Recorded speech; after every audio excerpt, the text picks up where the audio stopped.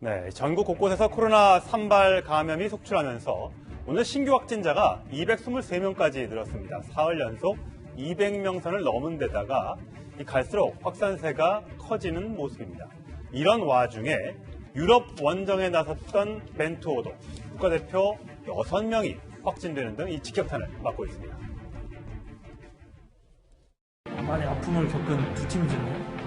저도 개인적으로 이제 너무 이기고 싶죠. 두 팀 다 축구 팬분들이 대표팀 경기를 되게 많이 보고 싶어 하셨는데 여기 또 유럽에서 소집했으니까 좋은 경기로 또 다른 축구 팬분들 좀 찾아뵐 수 있었으면 좋은 생각입니다. 자, 구장우치장. 네네. 일단 우리가 첫 번째 경기에서는 멕시코전은 졌어요. 네, 2대3으로 졌어요. 네. 2차전이 카타르전이라고 하는데 언제 열립니까? 네, 내일 밤 우리 시간으로 이제 10시에 열린다고 하는데요.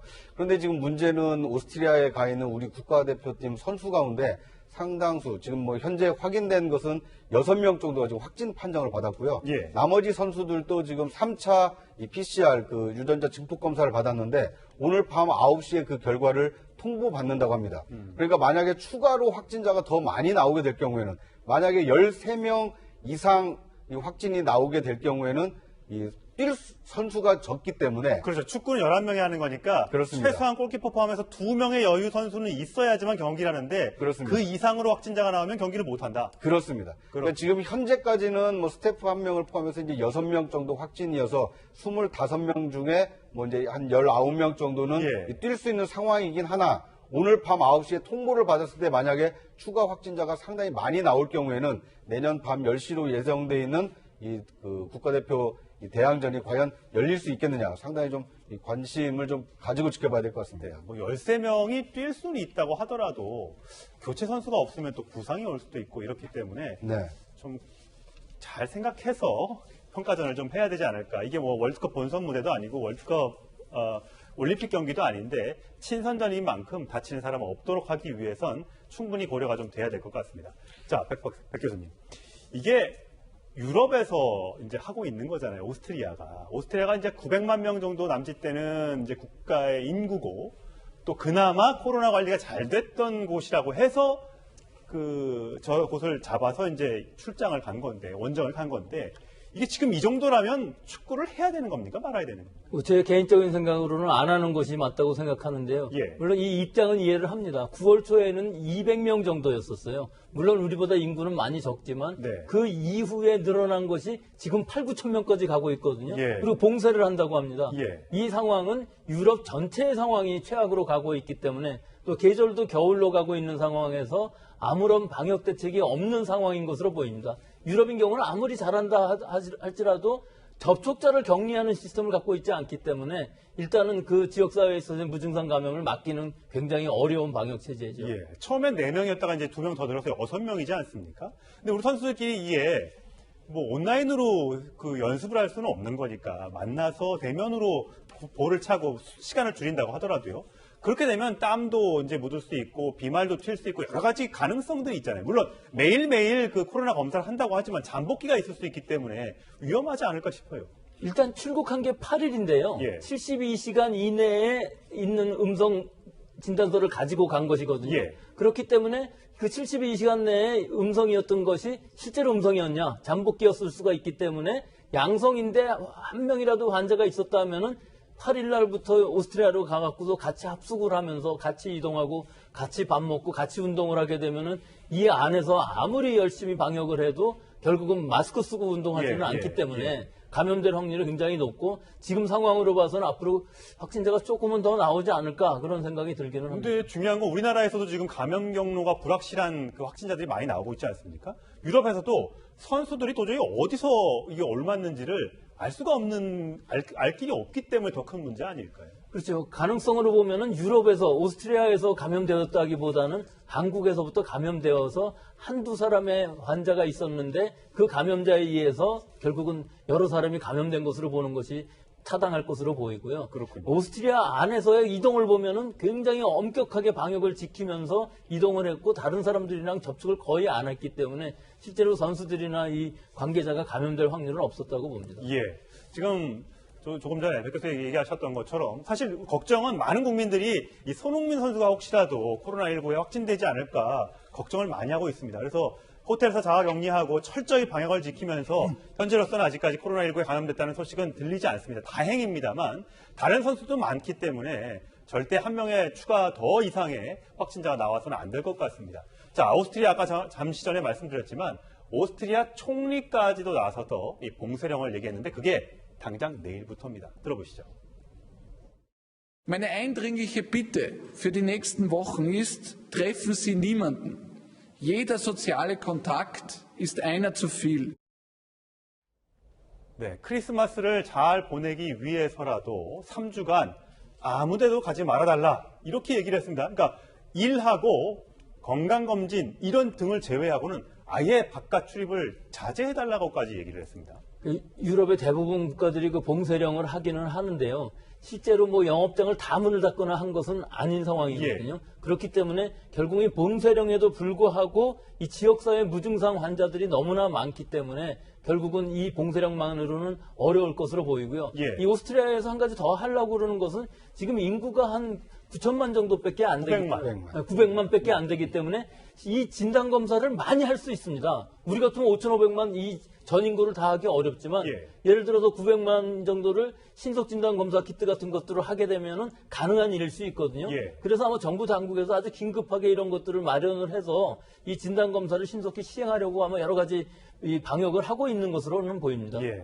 지금 오스트리아에는 우리나라 말고도 일본 등등 다른 나라 축구 대표팀들도 가서 평가전을 하고 있습니다. 우리만 유난히 오스트리아에 걸린 건 아닌데 어쨌든 코로나 감염세가 워낙 심하니까 잘 결정해서 오늘 저녁에 잘 결정해서 내일 경기를 치른다면 확진자가 없도록 주의해 주시고 치르지 못하더라도 국민들은 이해할 수 있다는 점 축구협회에 당부를 드리겠습니다. 자, 우리나라 코로나 소식을 좀 넘어가 볼 텐데 무려 200명이 넘게 사흘 연속 나왔고요. 이게 3, 400명까지 늘어날 수 있다. 이런 경고가 나왔습니다. 들어보시죠. 한 2주나 4주 후에 예측의 결과를 보면 300명에서 400명 가까이 발생할 수 있을 걸로 예측을 하고 있는 상황입니다. 지금 단계에서는 이런 사회적 거리두기를 좀 강화하거나 사람 간의 접촉을 줄이는 그런 노력들이 현재는 필요한 상황입니다. 부산 감염이라는 새로운 감염 양상과 분리되지 않고 있는 감염 속도를 고려하면 현재 상황은 매우 위태로운 국면입니다. 미국이나 유럽 상황이 워낙 심하기 때문에 우리가 상대적으로 덜한 것처럼 보이지만 제가 그래픽을 보여드리면 오늘 11월 16일 날 223명이 나왔고 어제도 208명, 3일 연속 200명 넘었는데 추이를 보시면 좀 알 수 있을 것 같아요. 2월 29일 날 900명이 넘었었고요. 그리고 3월 2일 날 686명. 그러니까 지금 2, 3월 달에 1차 팬데믹이 왔을 때 굉장히 많았었고요. 8월 또 여름 휴가철 또 직후에 또 확진자가 많이 나왔고 200명, 아직까지는 400명에 비해서는 적어 보입니다만 3차 대유행이 시작됐다라고 봐도 될까요? 저 숫자로만 보면 적어 보이지만요. 실제로 8월 27일 저 숫자는 8월 12일 날 사랑제일교회하고 8.15 집회하고가 하면서 100명에서 갑자기 400명으로 늘은 거거든요. 그 숫자가 포함된 거고요. 그 숫자가 저렇게 됐는데 사실은 그 이후에 상당히 줄어드는데 한 달 정도밖에 걸리지 않았어요. 그런데 지금 상황은 뭐가 문제냐면 이것이 점진적으로 증가하는 추세에 있으면서 지금 어제 그제 이 결과만 보시더라도 주말인데도 불구하고 이 정도 환자가 나왔다는 건 양성률이 2%를 넘고 있습니다. 지금. 100명 조사하면 2명은 나옵니다. 그런데다가 더 중요한 것은 이 진단검사가 평소에 주말보다도 좀 많아졌어요. 보통은 5, 6천 건에 불과한데 거의 10,000건 전후로 하고 있거든요. 이 얘기는 뭘 얘기하냐면은 주말에도 진단검사를 받아야 되는 밀접 접촉자들이 많이 늘어났다는 걸 뜻하고 그렇기 때문에 양성률이 늘어나는 것이거든요.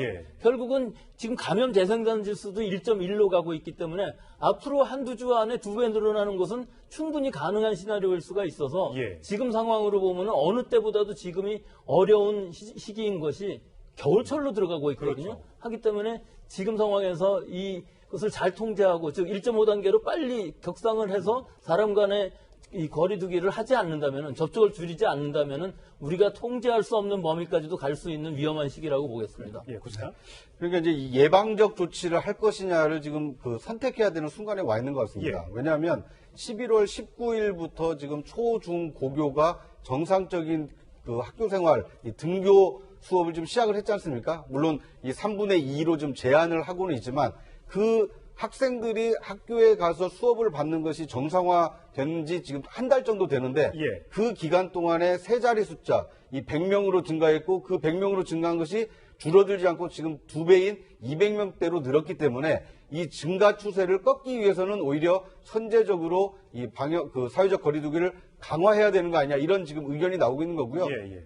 나중에 정은경 본부장 얘기처럼 300명, 400명으로 기하급수적으로 늘어나는 상황에서 이 조치를 하게 되면 좀 후속 조치가 되기 때문에 오히려 이 사후 약방문 처방이 될 수 있기 때문에 선제적으로 그 사회적 거리두기를 좀 예. 강화해야 된다 이런 의견이 나오고 있는 예, 것 같습니다. 백 교수님. 예, 지금 말씀하신 것처럼 지금 1.5단계라는 것은 우리 지난번에 2단계하고는 다릅니다. 3단계일 때 2단계는 상당히 강화된 단계였었는데 지금의 1.5단계는 그렇게까지는 아닙니다. 사실은. 사람들 간의 거리두기, 즉 4제곱미터당 1명 들어가고 뭐 춤추기 금지 정도이기 때문에 물론 경제적인 타격은 있겠습니다만은 지금 우리 방역 목표는 이 1.5단계를 어떻게든지 유지하는 것을 목표로 하고 2단계로 가지 않기 위한 방역을 최대한 해야지 지금 이것이 늦어지게 되면 잘못하면 2단계, 3단계 뭐 걷잡을 수 없이 저 300~400명 된다는 의미는 저 숫자만의 문제가 아니라 우리가 지금까지 하던 K방역, 즉 빨리 찾아내서 동선 찾고 진단하고 격리하는 것이